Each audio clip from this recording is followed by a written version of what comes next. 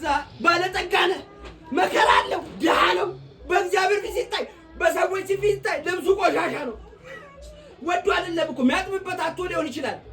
ድሃ ነው፣ የተሰበረ ነው፣ የሚቀይረው ጫማ የለውም። በእግዚአብሔር ፊት ሲታይ ግን ባለጠጋ ነው፣ የበራ ነው፣ እሳቱ እንደነደደ ነው። ዛሬም ይሰራል እግዚአብሔር በሱ ውስጥ። ባለጠግነት ይሄ ነው። ከዛ እንዲለው አልቀጥሉ መከራና ድህነት ነገር ግን ባለጠጋ ነህ። የሰይጣን ማህበር ናቸው እንጂ አይሁድ ሳይሆኑ አይሁድን በሚሉ በሚሳደቡትን ስድብ አውቃለሁ። ሰውየው መከራ አለበት፣ ችግር አለበት፣ ድሃ ነው። እንደገና ደግሞ ሰዎች ይሰድቡታል። እቺ ቤተክርስቲያን የእግዚአብሔር ቤተክርስቲያን ነው ማሳያት። ስድብ አለባት፣ ነቀፍ አለባት ቤተክርስቲያኗ። ግን እግዚአብሔር ምን ይላታል? ባለጠጋ ነሽ፣ አይዞሽ፣ እኔ ካንቺ ጋር ነኝ። ከዛ ቀጥሎ እንዲህ ይላል። ይሄ ሁሉ መከራ ይሁን ከተናገረ በኋላ ምን አለ ጌታ?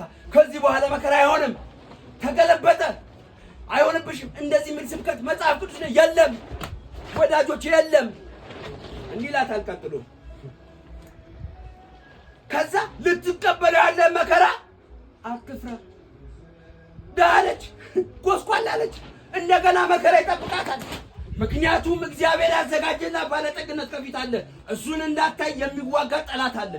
ያ ባለጠግነት የዘላለም ሕይወት ብቻ እኮ አይደለም፣ የዘላለም ሀብት፣ የዘላለም ጤንነት፣ የዘላለም ሰላም፣ የዘላለም እረፍት፣ ከእግዚአብሔር ጋር መኖር ያለ ድህነት። ሰው እንዴት ይሄን ይንቃል? ሰው እንዴት ይሄን ይተዋል? ሰው የሚኖረው ሀብታም ሊሆናል እንዴ? ሰው የሚኖረው ራሱን ምቹ አድርጎ ጤነኛ ለመሆን እንዴ?